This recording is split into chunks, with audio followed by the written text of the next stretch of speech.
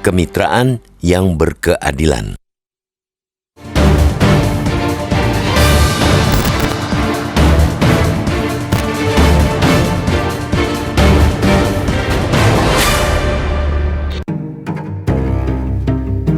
Dalam beberapa tahun terakhir, ojek online telah menjadi tulang punggung mobilitas masyarakat urban Indonesia.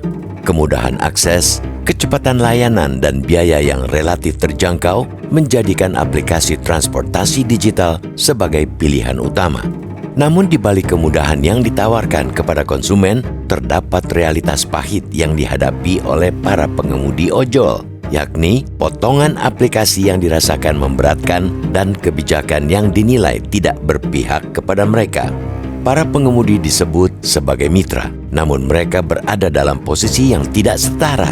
Salah satu bentuk ketimpangan paling nyata adalah pembagian pendapatan antara perusahaan dan pengemudi.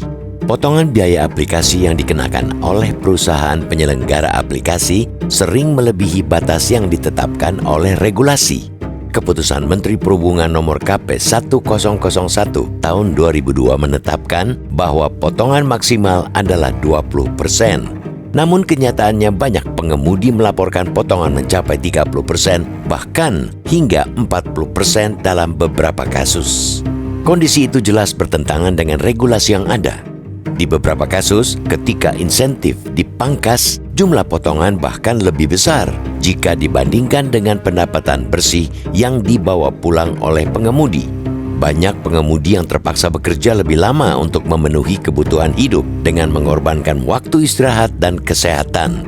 Fakta di lapangan menunjukkan bahwa untuk mendapatkan penghasilan layak, seorang pengemudi harus bekerja antara 10 hingga 14 jam per hari.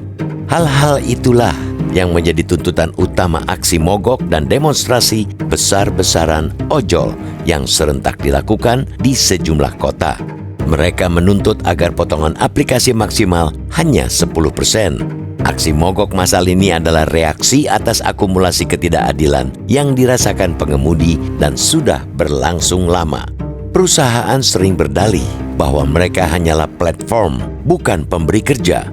Dengan narasi ini, mereka melepaskan diri dari tanggung jawab atas kesejahteraan para pengemudi sebagai pihak yang paling rentan. Disitulah letak persoalannya. Di tengah glorifikasi inovasi teknologi digital, nilai-nilai keadilan sosial dan kemanusiaan terpinggirkan.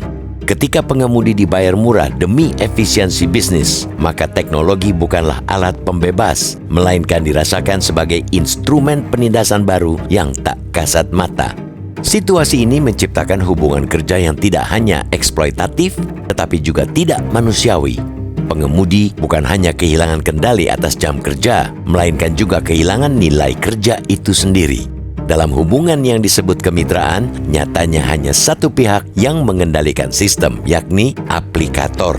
Untuk itulah, pemerintah harus hadir bukan hanya sebagai penonton, melainkan sebagai regulator yang bisa menjadi jembatan yang adil antara pengemudi dan aplikator. Regulasi yang mengatur potongan aplikasi yang adil, menjamin perlindungan sosial, dan membuka ruang dialog antara pengemudi dan perusahaan sangat mendesak untuk dibuat. Pemerintah harus merancang ekosistem transportasi berbasis aplikasi digital yang adil. Jangan sampai dalam sistem yang mengagungkan kecepatan dan efisiensi, para pengemudi ojek online terus-menerus menjadi korban dari hubungan kerja eksploitatif yang tak terkendali. Di sisi lain, pemerintah jangan lupa dengan tanggung jawabnya untuk segera membenahi ekonomi agar mampu menciptakan lapangan kerja formal yang lebih banyak lagi. Dengan iklim seperti itu, pekerja bisa bergeser dari sektor informal yang rentan eksploitasi ke sektor formal yang melindungi. Selama ini, sektor informal termasuk pengemudi ojol seolah dibiarkan menjadi tulang punggung untuk menyerap jumlah pekerja yang tiap tahun bertambah seperti deret ukur, sedangkan lapangan kerja hanya bertumbuh seperti deret hitung. Negeri ini harus bisa keluar dari jebakan seperti itu.